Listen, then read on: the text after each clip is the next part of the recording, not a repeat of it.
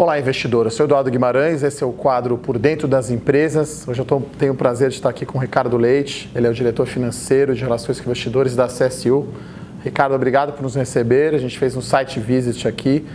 E eu faço aqui uma primeira pergunta para você, explicar aqui para o nosso investidor, pessoa física, o que é a CSU, quais são os produtos e as principais unidades de negócio da empresa.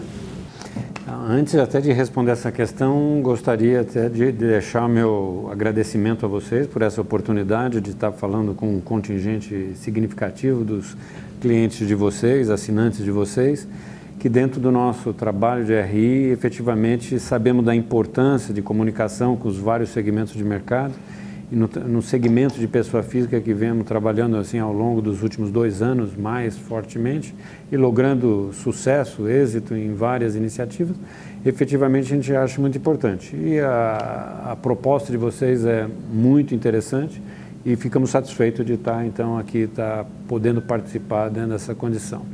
A CSU hoje é uma provedora de soluções de serviços diversos, embasados em condições de tecnologia, que tem 4 divisões de negócio bem distintas. De uma empresa há 23 anos atrás, iniciada na área de meio de pagamentos, hoje, além de meio de pagamentos, que ainda permanece como um carro-chefe na nossa área de atuação, com efetiva condição de rentabilidade, manutenção, crescimento de negócios e um market share entre 50% e 60% de todo o mercado endereçável, que é extremamente forte. Temos ainda soluções, divisões de negócio na área de contact center, através de uma operação diferenciada de contact center, uma operação de soluções de loyalty, marketing de relacionamento, no que nós denominamos Market System, e finalmente, mais recente, a condição de uma divisão de serviços de terceirização de soluções de tecnologia. Então, são 4 linhas de atuação, não tão facilmente entendíveis. Desculpa te fazer a primeira interrupção, até para explicar mais na prática aí para o nosso telespectador ou nosso ouvinte. Então, o negócio de meio de pagamento é cartão de crédito, quer dizer, obviamente não é o cartão dos grandes bancos, mas vocês têm, por exemplo, a operação de meio de pagamento, o cartão, por exemplo, Porto Seguro, outros. Na área de meio de pagamento, existe hoje maior atuação, como você colocou, na condição de provisão de serviços completos para um emissor de cartões de crédito bandeirados, private labels e agora mais recentemente os cartões de crédito consignado, mas também na área de serviços a empresas de adquirência, que é o contraponto de um emissor. Então, os emissores são todas aquelas instituições financeiras ou não financeiras que são emissores de um cartão de crédito, como você fez a menção entre a nossa base de clientes. Nós temos nomes relevantes no mercado, como Porto Seguro, Losango, Banrisul, Tribanco, que efetivamente tem uma participação bastante importante dentro do mercado de cartões. Antes da gente ir para as outras unidades de negócio, aí já adiantando aqui as perguntas sobre tecnologia, essas startups, esses bancos, quer dizer, tem algum cartão que vocês fazem desses novos emissores que o cartão de crédito não precisa estar ligado a uma conta corrente, é totalmente digital? Vocês têm alguma coisa nessa linha hoje na sua base de clientes? Vai ser uma tendência interessante. Já temos um que pede ainda, até porque eles já estão começando, mas pede ainda para não mencionarmos a questão de nome, o projeto dele. E temos mais 2 ainda novos nomes nesse mercado.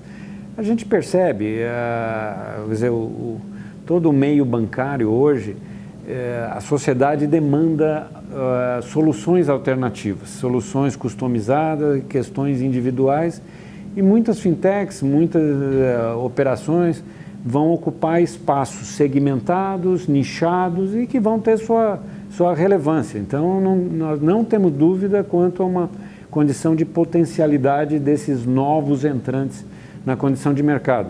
Podemos imaginar que daqui a 2, 3 anos tenhamos 3, 4, 5 empresas dentro desse segmento. Assim como, sem querer sair da área da card system, né, em termos de pagamento, assim como nós temos emissores, é que eu estava até agora falando dessa característica, que é o carro-chefe nosso, já temos também a questão do outro lado, de adquirência, ou seja, que é um mercado mais concentrado, são poucos adquirentes, hoje talvez 7 adquirentes representam a totalidade da indústria e 2 deles representam 80%, ou seja, é um processo em evolução. Então esse mercado está mudando, inclusive com a PagSeguro, com não tenha dúvida, os bancos também lançando a sua maquininha, enfim. Eu acredito, a minha visão, que mais concorrência é melhor, né, para os consumidores e para o mercado como um todo. Então isso está abrindo o mercado, quer dizer, pode abrir mais oportunidade para vocês, né? Não tenho dúvida, e trabalhamos bastante, trabalhamos lá atrás do ponto de vista até para promover a institucionalização de que há 10 anos atrás nós tínhamos alguns paradoxos. Uma empresa de adquirência tinha exclusividade com uma bandeira e a outra empresa de adquirência exclusividade com a outra. Era esse o mercado. Hoje todas as empresas adquirentes processam todas as bandeiras disponíveis no mercado. Inclusive, né, se você fosse viajar, era recomendável ter uma bandeira e a outra, porque dependendo do lugar, você só aceitava uma bandeira e não a outra. Não tenha dúvida. Então, isso muda, né? Acho que agora, hoje em dia, não tem mais essa tendência quase, né? Tem alguma influência, mas muito não sei que pouca. seja um evento, sei lá, a Copa do Mundo foi patrocinada pela Visa, aí algumas tudo bem, situações mas acho que no geral isso já não é mais verdade, né? Muito o mercado mudou muito, né? Cada hoje cliente vai buscar ter o seu plástico pelo conjunto de atributos que seja interessante, desde preço, desde a qualidade de serviço, milhas, né? Os programas de fidelidade, mas muito pouco do ponto de vista de estabilidade. Hoje a indústria é absolutamente estável. Falando para uma outra unidade, que é data center, quer dizer, na nuvem, quer dizer, isso vai ser a tendência, né? O celular aqui, tudo na nuvem, arquivo, e-mail, foto, enfim. Isso eu vejo a tendência, a gente visitou aqui, né, fisicamente os data centers da CSU. Falar um pouquinho dessa divisão, né, dessa unidade de negócio e como que você enxerga essa unidade no futuro. Perfeito. Você precisa ter elementos diferenciados do ponto de vista de gestão de tecnologia. Então nós temos soluções muito focadas na condição de nuvem, no caminho de nuvem. Hoje, o número de empresas que considera uma parcela maior das suas operações em termos de nuvem para fazer reduções de custos é cada vez mais presente. Nós não estamos focados unicamente na questão de nuvem pública, fazemos a questão de operacionalização de nuvens públicas e também a questão de nuvem privada, ou seja, temos dentro aqui do nosso data center uma condição de nuvem privada que muitas vezes se faz muito mais interessante do que outra condição, dependendo do tipo de aplicativo que está se envolvendo, do tipo de segurança, do grau de risco envolvido, de dimensão. Algumas vezes a nuvem pública é interessante, outras vezes a nuvem privada de repente tem vantagem. Nesse caso, por sinal, a gente está aqui no prédio, né, da CSU, a gente vê aqui no fundo a operação, ali tem o rack, né, os servidores, quer dizer, então o cliente, só para o nosso investidor saber, então ele tem uma empresa e ele, se ele quiser, ele instala o servidor dele aqui, então, na CSU, vocês mantêm e faz toda a operacionalização na nuvem, quer dizer, seria uma segurança a mais para a operação do cliente. Já esse num ponto, acho que talvez hoje a condição há 3 anos atrás era exatamente como você colocou, nós aqui hospedaríamos os hardwares, a infraestrutura do cliente. Essa já evoluiu.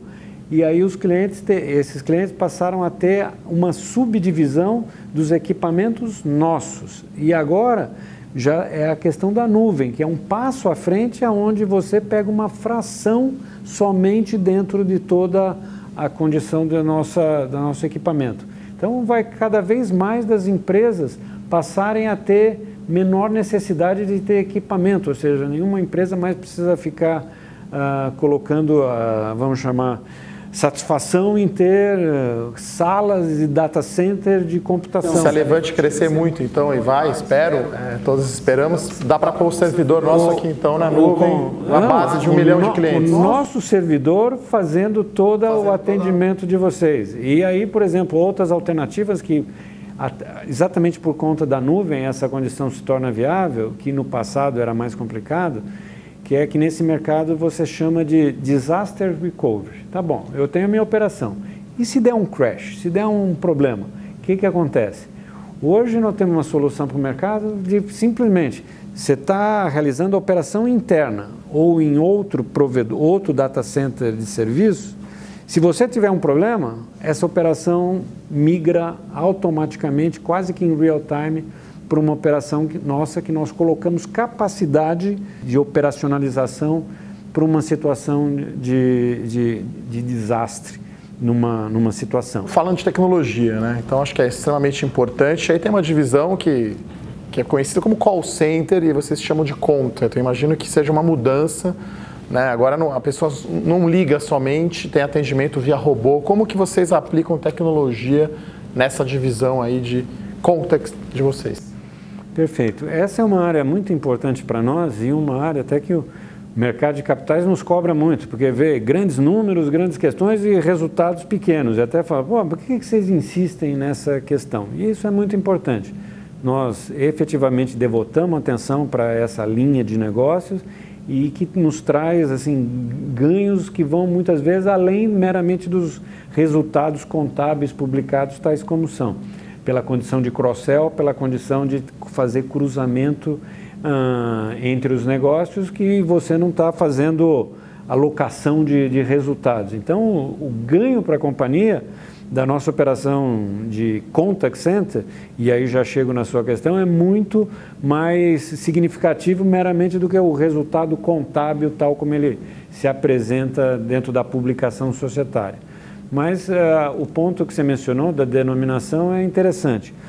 Se a gente voltasse a um tempo atrás, hoje o mercado pensa, vou precisar ligar para uma central de atendimento, pensa, o call center, onde é aquela condição, eu vou ter que ligar para alguém para conseguir ser atendido e o call é uma chamada.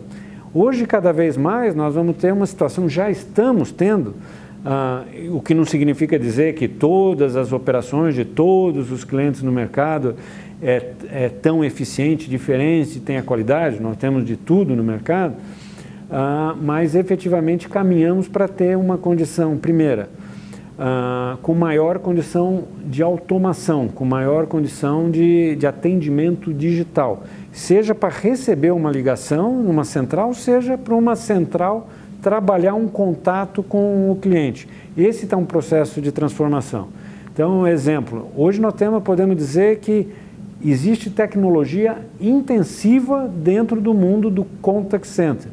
Hoje mesmo, numa reunião de acompanhamento de negócios, nós temos 10 soluções de diferentes fornecedores, efetivamente em análise, em avaliação, em POC, né, de prova de conceito para adoção, para aprovação de soluções diferentes de atendimento, que promovem para o cliente uma satisfação melhor, uma facilidade. Então, um exemplo, tivemos aqui esse mês de julho atingimento em um dos nossos emissores de cartões pelo investimento que ele assumiu fazer na sua URA, que é até um ponto lá antigo de atendimento, mas é importante. 70% de todas as ligações dos consumidores nesse mês de julho foram resolvidas na URA. Só 30% foram atendidos pelos atendentes humanos. E esse processo está em evolução. Então, hoje você tem os robôs. O que são robôs? Muito cliente tem dentro dos seus sistemas legados de CRM de atendimento, uma dezena de sistemas. Então, você liga para um assunto, o atendente tem que estar acessando um sistema. Se o problema for outro, é outro sistema. Isso é uma questão que leva tempo, dificulta um pouco a qualidade do atendimento para o consumidor. Hoje você já tem robôs que entendem a sua característica e já pegam, captura ligações atrás. Então, na hora que você liga, já o robô já pega e monta uma tela para o atendente. Olha, as informações que provavelmente ele pode querer estar buscando são A, B, C e D. Quase um algoritmo que a Amazon usa no site, adequado a uma ligação? É o algoritmo em termos de montagem de uma lógica e aí uma operacionalização de um aplicativo que vai nos sistemas e formata uma tela. Ou seja, pouco a pouco, cada, vamos chamar perfil, cada persona, do consumidor passa a ter uma tela adequada para atendimento a ele, e não uma tela que o atendente tem como padrão para todo e qualquer consumidor. Então, isso vai cada vez mais ganhando produtividade e espaço. Então, esse é o lado da robotização. Do outro lado, nós temos a condição, por exemplo, nas operações de recuperação de crédito, cobrança de inadimplência, onde hoje cerca de 40% da nossa rentabilidade da CSU Contact significa operações de crédito, de cobrança. Efetivamente, hoje temos um trabalho muito bem postado, muito bem organizado, com conquista de operações grandes.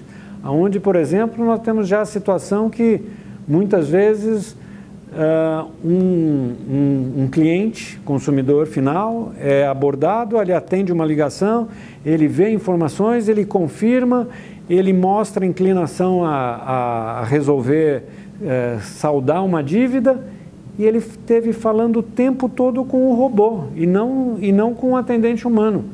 E você ouvindo o processo, você acha que é um robô mesmo.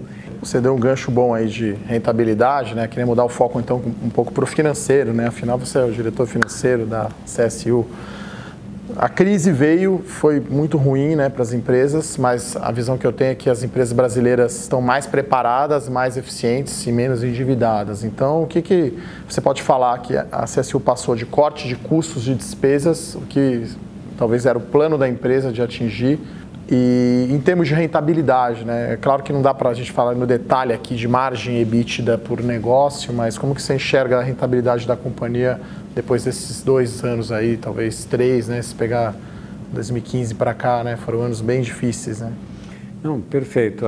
Nesses últimos 2, 3 anos, é exatamente como você colocou como pano de fundo. Quer dizer, além de todas as preocupações de estar atualizado ao mercado, de novas soluções, de tecnologia, atendimento da qualidade do cliente, também tínhamos que nos preparar para o ambiente que efetivamente poderia ser preocupante, que poderia ser até pior. Por exemplo, há 3 anos atrás, tomamos uma postura de aumentar a condição de colchão de liquidez financeira da empresa, porque não sabíamos que, de repente, que tipo de crise poderia estar instaurada no mercado. Até que nos custava, mantivemos assim um caixa, disponibilidades elevadas, porque não sabíamos o que podia estar acontecendo. Hoje já estamos exatamente consumindo caixa, fazendo quase, não ficar como caixa de reserva, mas ficar como um caixa mínimo operacional, na medida que podemos dizer que temos outro ambiente pela frente. Nesses últimos 3 anos, nos 2 principalmente, 2017, 2018, levamos à frente programas de reduções de custos, ganhos de produtividade que vão se tornar uma constante no mercado. Acho que não podemos dizer que fomos únicos no mercado, acho que quase que todas as grandes corporações bem-sucedidas visam o tempo todo encontrar uma solução mais eficiente, mais econômica dentro das suas operações. Desculpa te interromper, mas você tem algum mais corte de custo para ocorrer ou ele já ocorreu? Principalmente olhando o primeiro semestre de 18 contra 17, né, uma redução significativa lá de despesa geral administrativa. Tem mais por vir ou vocês já estão... Terá sempre de mais por vir. Nós temos que sempre... por exemplo, o plano 2019 é como se... 2018, perdão, é como se já está tudo programado. Vai ser difícil novas identificações que ainda dê tempo para promover efetivamente reduções no próprio ano 18. Mas, independente disso, já começamos a trabalhar 2019. Precisamos pensar de novo. Pensar fora da caixa, precisamos pensar cada vez mais paperless, precisamos pensar mais processos mais fáceis, simples, precisamos fazer o desafio de estruturas de administração geral e vendas mais eficientes e é uma característica operacional, automação. Então, tudo que em termos de serviço estamos fazendo para os clientes, nós também temos que chegar e conseguir encontrar soluções. Outra pergunta agora um pouco mais relacionada a investimentos. Tem um número, uma previsão para 2018 e 2019 de investimento que vocês pretendem fazer? Ou talvez, não sei, o percentual da receita? Que número que a gente poderia trabalhar assim, né? Como é muito intensivo em tecnologia, vai precisar investir bastante, né? nós temos, vamos chamar, quase que duas categorias de investimentos. A categoria de atualização de plataformas e de reposição de ativos já existentes que vão chegando no final da sua vida útil econômica. Esse padrão de investimento está na faixa próximo quase de 40 milhões de reais ano. E aí nós temos os investimentos que são atrelados a novos contratos. Celebrado um novo contrato, você tem um CAPEX significativo de início, mas que significa um CAPEX que efetivamente terá payback dentro da modelagem da contratação feita com aquele cliente. Isso seja na área de ITS, seja na área de meios de pagamento, seja na área de contact center. Então, aí tem uma segunda gama, uma segunda faixa de investimentos que vai estar atrelado à sua, vamos chamar, volumetria de novos contratos celebrados. Então, por isso que nesses 2 anos, onde até pela condição de mercado não tão favorável, macroeconômica, um pouco mais difícil, nós aprovamos em Assembleia Geral Ordinária Anual a condição de 64 milhões de orçamento, onde os acionistas aprovam, e acabamos realizando um número menor. E que, efetivamente, aqui ficamos aborrecidos. Então, acho que em 2018 aprovamos de novo 60 e poucos milhões.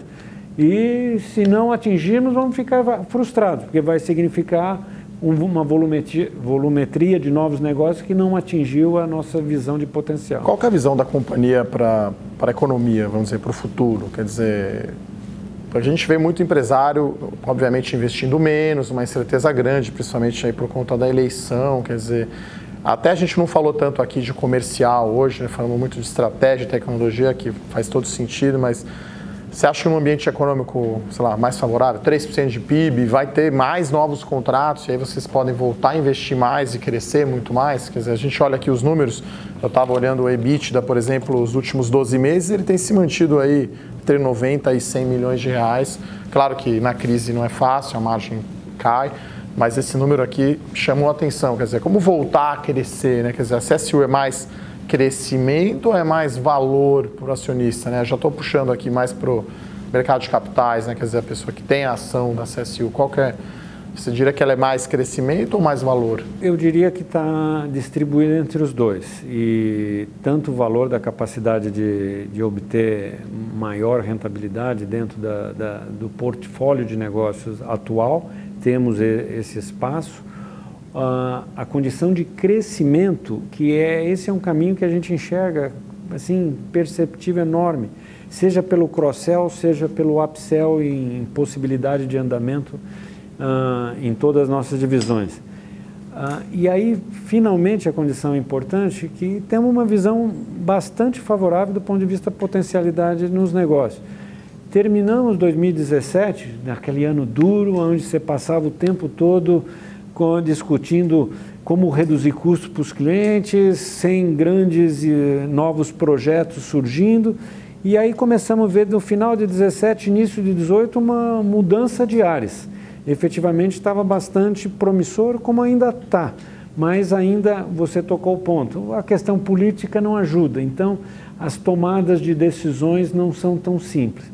Mas temos tudo por acreditar que seja de um jeito ou de outro, que os caminhos políticos acabam acontecendo, o mercado está num processo de tomada de decisão, de busca de crescimento, os nossos clientes, ou nossos prospects que vão se tornar clientes, lançando projetos que sejam para diminuir custos, sejam projetos na condição de terceirização do que hoje eles fazem internamente, porque começam a perceber que isso é fundamental por duas questões: para reduzir custos pela terceirização e por estarem percebendo que o caminho de tecnologia é tão forte que, se você quiser fazer hoje uma operação que você fazia internamente até agora, começa a cada vez ficar mais difícil. Então, a terceirização com gente que faz de uma maneira especial e especializada, efetivamente tem uma chance de ser muito mais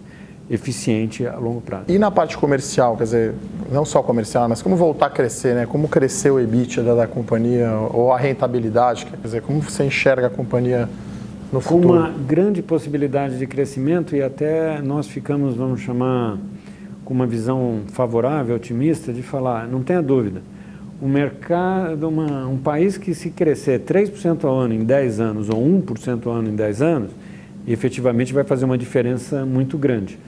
Mas muitas vezes, se o ano que vem nós crescemos 1,5%, 2% ou 3%, pode até não ser o drive principal do ponto de vista de potencialidade de negócio, porque a visão de todas as empresas começando a perceber a necessidade de se posicionar novamente, de expandir negócio, de ocupar espaço de mercado, enfrentar concorrência e com isso trazendo projetos e oportunidades para nós, é até o mais importante. Então diríamos que hoje nas nossas diversas unidades estamos falando em novas propostas, novas avaliações de projetos, como em 2017, 2016 não estávamos falando, ou seja, a gente percebe que temos um momento as empresas estão mais interessadas, seus clientes estão interessadas em efetivamente fazer diferente, projetos, mais eficiente e ocupar espaços que não estavam ocupando. Agora vamos entrar uma parte mais do mercado de capitais, né? Falar um pouco mais das ações. Então, acho que eu tenho duas perguntas nesse bloco. A primeira, enfim, já sei até uma parte da resposta, né? O que a empresa tem feito para aumentar a liquidez das ações? Quer dizer, essa própria entrevista, a comunicação com o mercado, eu sou muito favorável, né? Mais transparência, governança. Mas, além disso, o que a empresa tem feito iniciativas para aumentar a liquidez das ações, né? Eu, particularmente, sou fã das ações de small caps, as ações menores, né? Não são as grandes, acho que aí tem grandes oportunidades. Então, o que a empresa tem feito nessa área? É importante. Nós, quer dizer, estamos atentos a essa condição. Nos últimos 3 anos, tivemos um momento em que tínhamos um outro acionista que foi muito positivo dentro da história da evolução da empresa, em termos de mercado, mas que tinha uma participação tão grande e concentrada que causava um problema, que significava promover o espaço de liquidez era muito menor. Quando esse nome terminou o investment case dele e fez a venda das ações, efetivamente ajudou muito. E aí, atrelado a isso, foi um momento que devotamos muita atenção, onde a nossa área de RI não é uma mera promotora de divulgações de informações contábeis, mas a gente considera, a presidência da empresa chama a área de RI, é uma 5ª área comercial, que efetivamente precisa conquistar clientes acionistas, efetivamente olhar para os vários segmentos, o institucional brasileiro, o institucional estrangeiro, pessoa física de maior porte, menor porte, clube de investimentos. Então, efetivamente, damos muita atenção e temos uma posição até ativa. Buscamos alocar uma condição de tempo, a condição desses canais, de promover informações, de estar com o ouvido no trilho para verificar que a divulgação dos nossos negócios estejam sendo feitos adequadamente, porque sabemos, nosso negócio é difícil. A gente acaba aqui falando do ITS, da fidelização. Então você fala, você tem que entender esse modelo de negócio. Se fosse supermercado, se fosse outra coisa aqui, é muito mais fácil. O nosso negócio não é tão simples. Como também tem até algumas dificuldades, né? O nosso negócio é totalmente B2B. Então, nós precisamos tomar cuidado. Eu não posso ficar divulgando informações sobre contratos com nossos clientes, porque nossos concorrentes quanto mais nós dermos informações, vão se aproveitar disso terrivelmente. Muitas vezes a gente tem determinadas iniciativas de negócio, por exemplo, essa operação de adquirência que nós fechamos ano passado, e nós não podíamos divulgar ao mercado, porque o cliente não havia ainda feito toda a sua promoção de plano de negócio para lançamento. Então, esse B2B dificulta um pouco, mas nós tentamos fazer da melhor maneira possível, ficamos satisfeitos, já temos por 2 anos recebido a premiação APIMEC, entre as 10 melhores apresentações anuais celebradas, e efetivamente estamos investindo. E vamos continuar investindo, ouvindo nossa base de clientes, tendo uma condição também assim, de bastante atenção, que é a condição de nossa política de dividendos, mantendo uma Essa seria a minha segunda pergunta. Tem uma política formal de dividendos? Nós não pegamos e formalizamos e divulgamos, mas podemos dizer que quem está acompanhando o nosso payout ao longo dos últimos anos já pode até verificar qual é o nosso target em termos de busca de manutenção. E no último ano, por exemplo, foi quanto esse payout, Ricardo? Foi 40%. 40%. Então, e se formos ver nos últimos anos, não foi diferente. Aí você vai me falar, então a política é 40%? Eu não posso falar que a política é 40%, entendi. mas tem um histórico e buscamos promover a condição de, por exemplo, não ampliar o endividamento da companhia por causa de pagamentos de dividendos. Mas pagamos tudo que é possível. Existe um limite, um teto, vamos dizer assim, de alavancagem, dívida líquida e EBITDA, que vocês considerem? Não, hoje tem até uma frustração. Tem pouca dívida. Eu, como CFO, deveria me considerar aqui absolutamente satisfeito de estar hoje, estamos a 0,3, já tivemos a 0,15, a questão de 6 meses atrás. E o mercado efetivamente busca que ultrapassemos a casa do 1, pelo menos, que é o sinal da gente conseguir alavancar o capital social existente. E efetivamente vamos buscar essa condição, também perseguir, porque não vemos nenhuma situação adequada de estar no nível que estamos hoje. Temos oportunidade para crescimentos orgânicos, através de investimentos em termos de novas operações, ou até estar olhando oportunidades não orgânicas que promovam alguma possibilidade de alguma ampliação de escopo, ampliar a linha de serviço da companhia. Né? Então... Bom, chegamos ao final aqui do Por Dentro das Empresas com a CSU. Gostaria de agradecer ao Ricardo Leite, diretor financeiro e relações com investidores, a área de RI. A nossa visita aqui ao site foi muito interessante. Obrigado, Ricardo. Obrigado. Muito obrigado a vocês. Como falei no início, não tem uma satisfação muito grande aqui atender a Levante, a seus clientes. E fica o convite para todos que virem aqui as nossas informações, interessarem por mais detalhes, alguns dados. Estamos com nossos canais abertos por e-mail, por telefone, para estar detalhando qualquer questão ou dúvida que qualquer investidor no mercado tenha.